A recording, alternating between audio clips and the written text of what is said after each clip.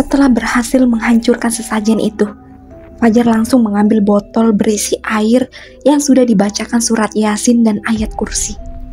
Lalu menyiramkan air itu ke atas api unggun yang sedang menyala itu. Namun sayang, setelah air di dalam botol itu habis tak bersisa, tapi api itu tak kunjung padam. Tak habis akal, Fajar lalu mengambil kayu bakar yang tersedia di sana, lalu menggunakan kayu itu untuk menghancurkan susunan kayu yang terbakar api. Seketika, api unggun itu pun terburai dan padam secara perlahan. "Tidak, hentikan!" Nyai Anggi berteriak dari ujung sana. Gama dan Siska yang melihat Nyai Anggi lengah lalu menyerang bersamaan. Namun Nyai Anggi tetap tak bergeming meskipun berkali-kali kena hantaman kayu yang dilayangkan oleh Gama. Pukulan Siska pun tak berhasil membuat wanita itu tumbang. Dengan penuh amarah, Nyai Anggi melangkah ke arah Fajar. Siska dan Gama lalu mencoba mencegah dengan menyergap tubuh Nyai Anggi dari belakang. Namun seketika mereka berdua terpental, terguling ke tanah akibat tepisan tangan dari Nyai Anggi. Nyai Anggi tak memperdulikan Siska dan Gama. Kini memilih Fajar yang menjadi sasarannya. Kini dia terus melangkah mendekati Fajar. Fajar yang tak tinggal diam lalu mencoba menyerang Nyai Anggi dengan tinjunya. Tinju Fajar berhasil ditahan oleh Nyai Anggi dengan tangannya. Lalu Nyai Anggi pun memelintir tangan Fajar. Fajar menahan sakit atas tangannya yang dipelintir oleh Nyai Anggi. Dengan tangan satu lagi, Nyai Anggi lantas mencengkram leher Fajar sembari mengangkat tubuh Fajar. Fajar berusaha memberontak dengan menggeliatkan tubuhnya.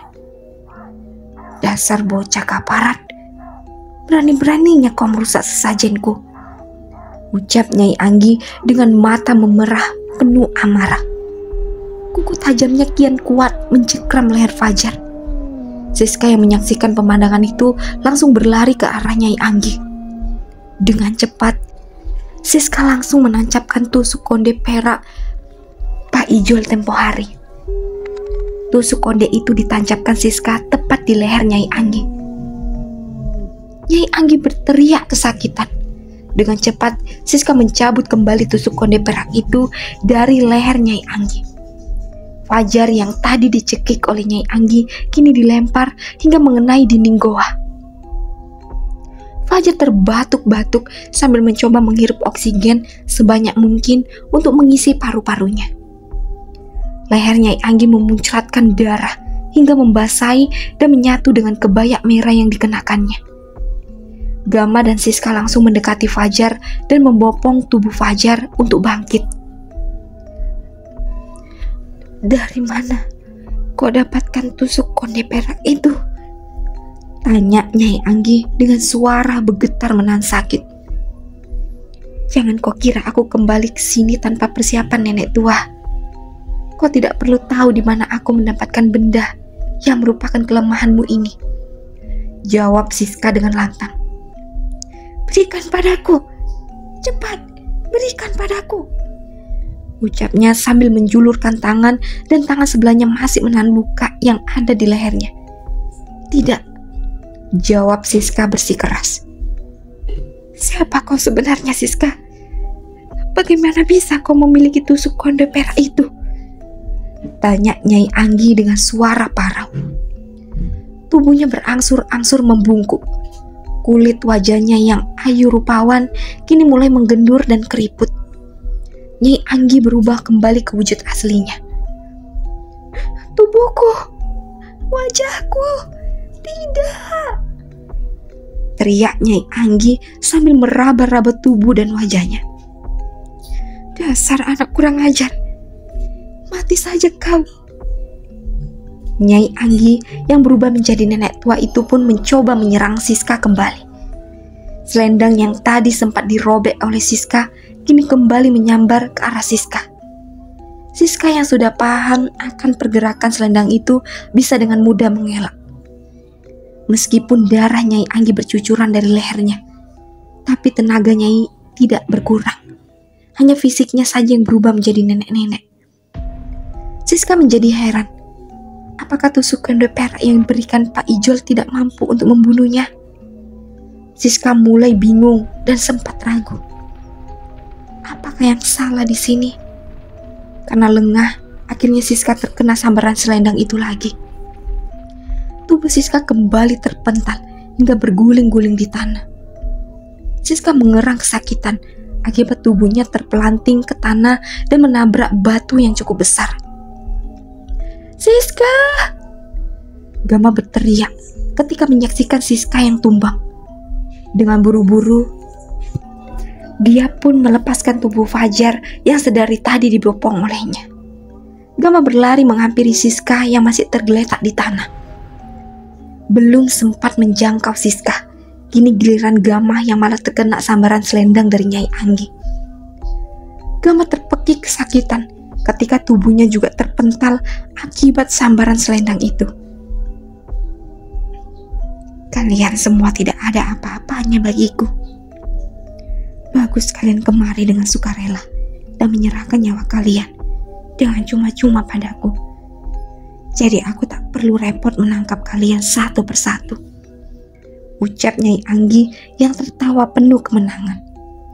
Fajar, Siska, dan Gama tampak terkapar tak berdaya. Mereka sepertinya sudah mencapai titik lelahnya. Tubuh mereka sudah remuk akibat serangan-serangan dari Nyai Anggi. Sebuah cahaya biru melesat cepat hendak menyambar tubuh Nyai Anggi. Seakan sudah tahu, Nyai Anggi berhasil menghindari serangan kilat biru itu. Perlahan-lahan, cahaya biru itu mendekat ke arah Siska dan berubah bentuk menjadi seorang laki-laki tinggi dan berpakaian serba putih. Ya, lelaki itu adalah Badira. "Oh, ternyata kau Badira. Ingin membantu majikanmu untuk melawanku. Tidak semudah itu kau bisa mengalahkanku," ucap Nyai Anggi yang melihat kedatangan Badira di sana. Tak mengubris ucapan Nyai Anggi, Badira justru mengulurkan tangan untuk membantu Siska bangkit. "Bangunlah Siska, aku sudah tahu di mana mereka mengurung adikmu. Berkat kalian bertiga, kami berhasil memukul mundur jin-jin kiriman Nyai Anggi yang menyerang kami. Dan sekarang, kalian harus tiba di sana untuk menyelamatkan Ruri sebelum matahari terbit," ucap Badira. "Tapi Badira, bagaimana dengan Nyai Anggi? Siapa yang akan menahannya selagi kami pergi?" ucap Siska. Selendang itu kembali melesat ke arah Siska yang mencoba bangkit. Namun tiba-tiba seekor harimau besar tiba-tiba muncul menghalangi sambaran selendang itu. Basura sedikit terpelenting ke belakang, tapi masih berdiri tegak membentengi Siska dan Badira. Suara Basura mencoba memberi peringatan kepada Nyai Anggi. "Pergilah Siska, kalian bertiga harus bergerak ke arah bukit. Di sana ada sebuah bangunan yang berdekatan dengan tempat ritual persembahan. Di sana Ruri dikurung. Cepat, aku akan menahan nenek tua ini sementara kalian pergi," ucap Badira. "Fajar, Gama, kalian pergi ikut Basura. Aku dan Badira akan menahan nenek ini di sini." Siska berteriak kepada Gama dan Fajar. "Siska, kau..." Badira tak menyangka kalau Siska menyangkal perintahnya dan malah memilih bersamanya di sini untuk menghadapi Nyai Anggi. "Aku mengerti. Ayo Gam, kita harus pergi," sahut Fajar. Sejenak Gama tak menyahut. Dia hanya diam. Hatinya tak ingin meninggalkan Siska di sana. "Gama, tidak usah memikirkanku. Di sini ada Badira yang membantuku. Cepat pergi bersama Fajar," ucap Siska yang paham akan perasaan Gama. "Ayo cepat," ucap Fajar sambil berjalan ke arah Gama dan menarik tangan sepupunya itu untuk pergi dari sana. "Basura!" teriak Badira memanggil Basura. "Aku mengerti Tuan," sahut Basura yang kemudian ikut bersama Fajar dan Gama yang berlari keluar dari gua itu. "Kenapa Siska? Kenapa kau tak ikut bersama mereka? Tanya Badira. Aku harus di sini menahannya bersamamu, Badira. Aku tidak ingin kau sendiri yang menghadapinya. Dia adalah dalang dari semua ini. Dia juga yang membunuh ibuku. Dan bahkan Mang Mamat. Aku tidak akan lari lagi, Badira. Kali ini aku akan melawannya. Meskipun aku harus mati di tempat ini. Ucap Siska yang membuat Badira kemudian terdiam. Baiklah, ayo kita lakukan bersama. Ucap Badira dan dibalas anggukan oleh Siska. Kalian pikir bisa semudah itu melarikan diri dari sini? Hah? Ucap Nyai Anggi yang melihat Gama dan Fajar yang berlari menuju pintu keluar. Dengan cepat, Nyai Anggi langsung berlari ke Gama dan Fajar sambil melesatkan selendangnya. Lagi-lagi, Basura dapat menghalau serangan Nyai Anggi. Badira pun tak tinggal diam. Kilatan cahaya biru kembali dilayangkan oleh Badira untuk mencegah Nyai Anggi menghalangi Gama dan Fajar, serta Basura yang berlari menuju mulut gua itu. Berkat bantuan Badira, Gama dan Fajar berhasil mencapai terowongan tanaman rambat, dan tak lama kemudian berhasil keluar. Gama dan Fajar terus berlari mengikuti Basura yang memimpin jalan di depan. Melihat Gama dan Fajar berhasil keluar, Nyai Anggi pun sangat marah, namun tidak bisa mengejar mereka berdua karena Badira berdiri tepat di depan pintu masuk goa. Minggir kau, jangan ikut campur urusanku, hardik Nyai Anggi pada Badira. Apapun yang berhubungan dengan Siska dan adiknya, semua menjadi urusanku, jawab Badira. Apa jangan-jangan kau takut itu sebabnya kau pura-pura ingin mengejar mereka? Sebenarnya kau ingin melarikan diri, ucap Siska yang sengaja memancing emosi Nyai Anggi sembari berjalan dan bergabung bersama Badira. Apa? Takut? Bagaimana mungkin seorang Nyai Anggi takut pada bocah ingusan yang bahkan tidak bisa melawanku? Nyai Anggi tertawa meremehkan Siska. Jangan sombong. Kita lihat siapa yang akan keluar dari tempat ini hidup-hidup, kau atau aku, ucap Siska. Jadi kau menantangku? Baiklah, ucap Nyai Anggi. Lalu dia pun duduk bersila sambil menangkapkan kedua tangannya. Mulutnya komat kamit membaca mantra dan entah apa artinya. Tak lama kemudian, tubuh Nyai Anggi bergetar hebat. Terlihat kuku-kuku tangan kian memanjang. Tubuhnya yang semula membungkuk, kini perlahan-lahan tegak dan kulit tubuhnya mendadak berubah penghitam. Matanya yang tadinya seperti manusia normal, kini memancarkan cahaya kemerahan. Air liurnya menetes dan matanya menatap tajam ke arah Siska dan Badira. Dia telah dirasuki jin peliharaannya, Siska. Hati-hatilah, jin dia lebih berbahaya dari sebelumnya. Aku akan masuk ke dalam tubuhmu dan dia akan menggabungkan kekuatan. Jika ada kesempatan, tusuk jantungnya dengan tusuk konde perak itu. Dengan begitu, dia akan mati. Tapi ini gak mudah, Siska. Kita bisa saja mati kalau kalah melawannya, ucap Badira menjelaskan. Aku siap, Badira. Sekarang masuklah, ucap Siska yang memejamkan mata, lalu membaca doa agar diberi keselamatan oleh Yang Maha Kuasa. Ya Allah, ya Tuhanku, aku pasrahkan hidup dan matiku hanya padamu. Aku mohon, lindungilah aku dari jin-jin dan setan yang terkutuk, ucap Siska. Perlahan-lahan terasa hawa sejuk yang menyentuh ubun-ubunnya. Hawa sejuk itu mengalir dari kepala menurun hingga ujung kakinya. Perlahan Siska mulai membuka matanya, dan tiba-tiba cakaran kuku panjang sudah ada di depan matanya. Dengan cepat Siska dapat menghindar. Entah kapan, tapi Nyai Anggi kini sudah ada di hadapannya. Tangan Nyai Anggi berulang kali ingin mencengkram Siska. Namun dengan mudah, Siska dapat menangkis dan mengelak dari sambaran Nyai Anggi. Nyai Anggi tampak mengeram ketika melihat Siska berhasil menghindari serangannya. Selendang yang ada pada tubuhnya juga ikut bergerak-gerak mengincar tubuh Siska. Dengan tenang, Siska dapat membaca serangan Nyai Anggi. Tangan-tangan berkuku panjang itu selalu saja menyerang dan mengincar leher Siska. Serangan Nyai Anggi yang bertubi-tubi itu membuat Siska hanya bisa menangkis dan bertahan. Tak bisa menyerang balik. Lama-kelamaan, Siska menjadi terpojok. Tahan Siska, incar selendangnya terlebih dahulu. Tarik selendang itu dari tubuhnya, lalu lemparkan ke bara api unggun itu. Bisik Badira. Suara tawa Nyai Anggi seolah meledek Siska yang hanya bisa menangkis serangannya, namun tak bisa melawan. Sekali lagi, selendang itu kembali memanjang. Dengan cepat Siska lalu menangkap selendang itu. Kini ujung selendang itu sudah berada di genggaman Siska. Namun seketika Siska terpental kembali.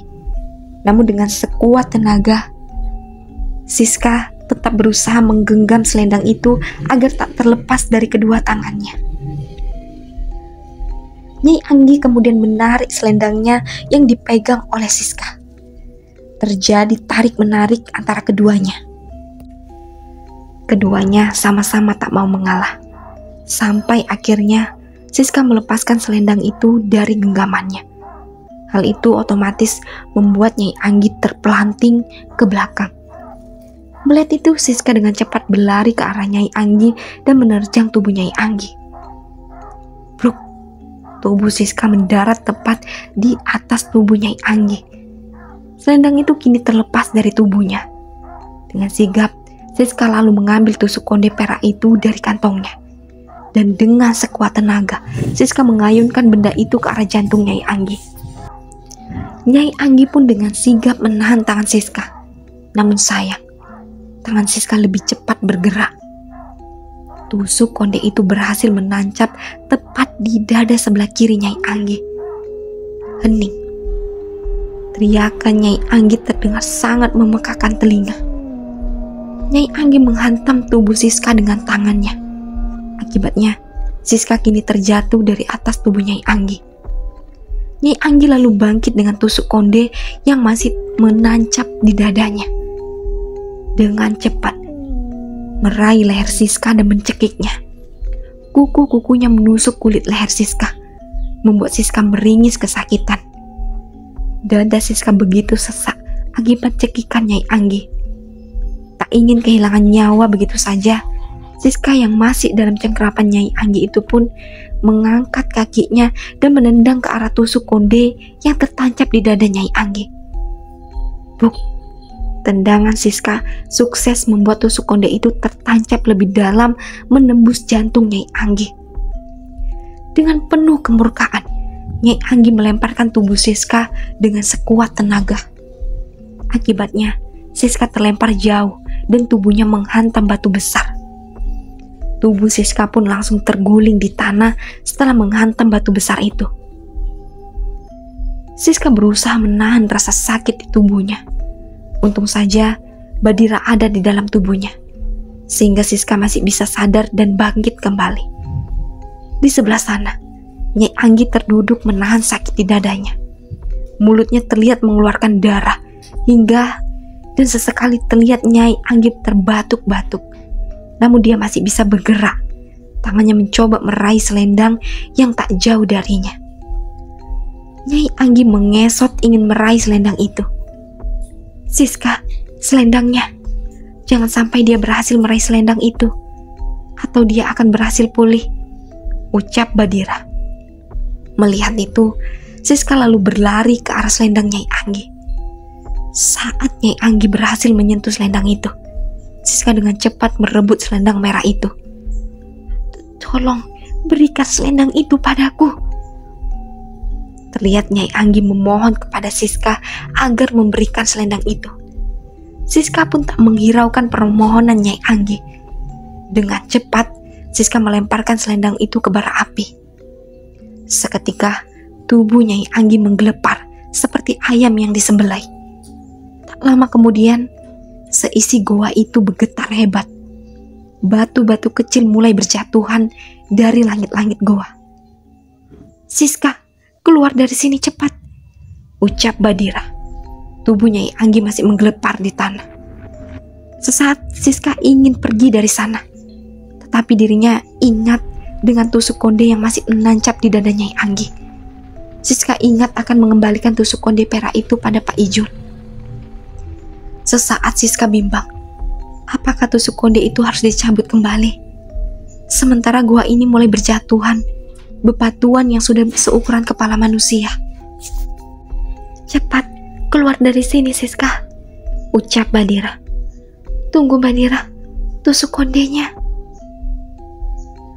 ucap Siska seraya mendekati Nyai Anggi yang masih menggelepar menahan sakit. Suara gemuruh dan getaran dari reruntuhan batu di gua itu membuat Siska harus tetap beberapa kali hampir terjatuh. Nyai Anggi masih bergulat dengan rasa sakit pada tubuhnya, terutama bagian jantungnya. Dengan susah payah, Siska mencoba mengambil tusuk konde perak itu dari dada Nyai Anggi. "Cepat Siska," Badira sedikit meninggikan suaranya. Gedebung, batu-batu berjatuhan di sana di sini. Siska masih mencari tusuk konde itu dengan meraba-raba luka Nyai Anggi. Ketemu. Dengan cepat, Siska lalu mencabut tusuk konde itu dari sana. Tangan yang berlumuran darah tak lagi dihiraukan. Dengan bersusah payah menghindari batu yang berjatuhan, Siska akhirnya sampai di pintu keluar gua. Sesaat setelah melangkahkan kakinya keluar, tiba-tiba batu-batu berjatuhan menutup akses masuk gua itu. Tak lama kemudian, gemuruh dan getaran di dalam gua itu berhenti. Siska mencoba mengatur nafasnya. Dirinya sudah hampir kehabisan nafas karena berlari dengan sangat kencang. Siska terduduk lemas sambil bersandar di antara tanaman rambat yang membentuk seperti terowongan itu. Suasana berubah menjadi gelap gulita. Di sisi lain, Gama dan Fajar masih berjalan di antara kegelapan malam. Senter yang menjadi penerangan mereka kini menjadi redup cahayanya. Sesekali senter itu mati, namun setelah diketuk-ketuk oleh Gama, baru senter itu akan menyala kembali. Tiba-tiba, Basura yang berjalan di depan mereka menghentikan langkahnya. Basura lalu memalingkan kepalanya ke belakang dan menatap tajam ke arah belakang Gama dan Fajar. "Ada apa Basura?" tanya Gama. "Ada yang tidak beres," sahut Basura. Seketika suasana menjadi hening. "Matikan cahaya itu," perintah Basura. Dengan cepat, Gama pun langsung mematikan senter yang merupakan satu-satunya penerangan mereka. Suasana mendadak mencekam, bahkan hewan malam pun tak terdengar suaranya. "Jangan jauh-jauh dariku," titah Basura pada Gama dan Fajar. Mendengar ucapan Basura, Gama dan Fajar lalu merapat dengan Basura. Terlihat iring-iringan obor dari jauh ujung jalan setapak yang mereka lalui. "Cepat, ayo bersembunyi di balik pepohonan itu," ucap Basura lagi. Dengan cepat ketiganya langsung keluar dari jalur jalan setapak dan merapat ke pepohonan yang ada di kanan jalan itu. Gama dan Fajar bersembunyi di balik pepohonan yang cukup besar batangnya, cukup untuk menutupi tubuh dua lelaki itu. Sementara Basura memilih menunduk di antara semak-semak tak jauh dari pohon itu. Titik-titik cahaya itu semakin dekat. Sepertinya mereka akan menuju ke bukit yang sama yang menjadi tujuan Gama dan Fajar. Jejak kakinya mengarahkan ke sini. Terdengar sayup-sayup suara salah satu orang di antara mereka. Ternyata perkiraan mereka meleset. Orang-orang itu bukan mau menuju ke bukit, tetapi mengikuti jejak kaki mereka. "Sial, Gam, mereka mencari kita," bisik Fajar. "Kenapa harus sekarang sih?" Gama menggerutu sambil memegangi kepalanya.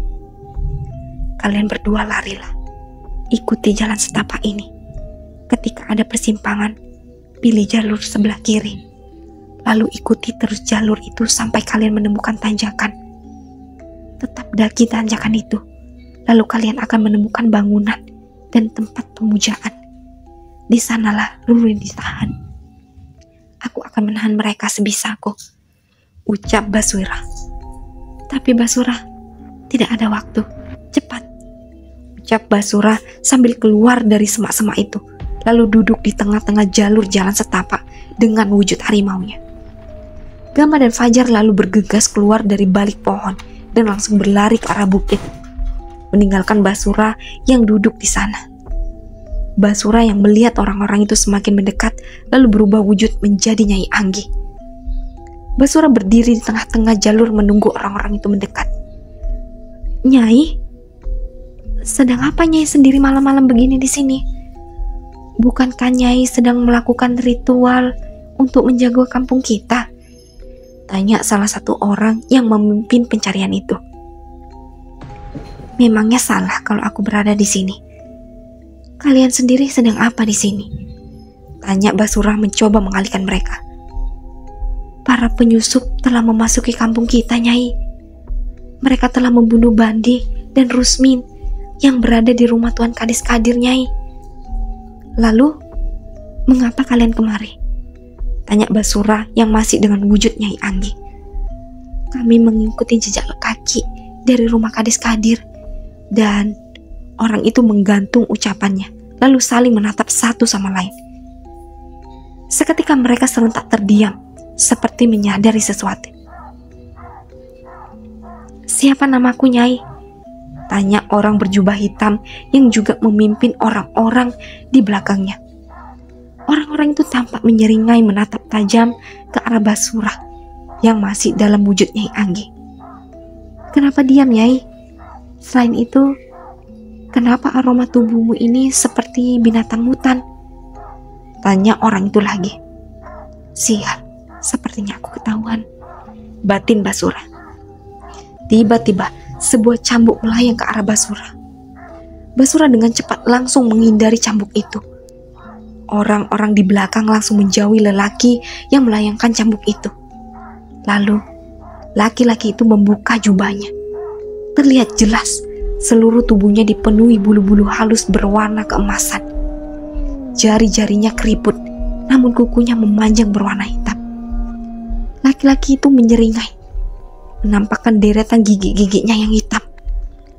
Jelas sekali, lelaki itu bukan dari golongan manusia.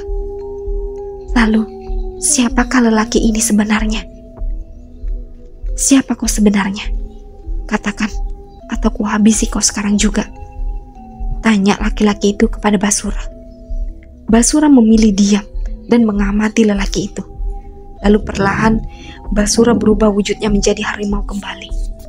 Melihat perubahan wujud menyerupai Nyai Anggi kini berubah menjadi seekor harimau yang cukup besar, para orang-orang itu pun langsung mundur beberapa langkah ke belakang. Hanya laki-laki itu yang sama sekali tak gentar tetap berdiri di tempatnya. Basura mengeluarkan suara geraman. Pantas saja Tuan Barja mengirimku ke alam manusia. Itu karena jin hutan selatan telah masuk ke kampung ini, ucap lelaki itu. Kalian semua cepat jaga persembahan Tuan Barja di bukit itu. Aku yang akan mengurus jin hutan ini, perintah laki-laki itu pada orang-orang di belakangnya. Baik Tuan, jawab orang-orang itu serentak. Belakangan diketahui nama laki-laki itu adalah Darsan. Dia dan Nyai merupakan sosok jin anak buah kepercayaan Barja. Semua orang pun beramai-ramai bergerak menuju ke atas bukit itu, meninggalkan Basura dan Darsan yang masih saling tatap satu sama lain. Ada jejak kaki mengarahkan ke atas, ucap salah satu di antaranya. Ayo kita bergerak, pasti penyusup itu menuju ke atas bukit, sahut salah satu orang di antara mereka. Tak ingin para orang-orang itu bergerak pergi, Basura lalu melompat ke arah mereka. Namun dengan cepat, cambuk Darsan mencabik Basura. Basura terkena hantaman cambuk itu. Namun Basura masih tegak tak bergeming.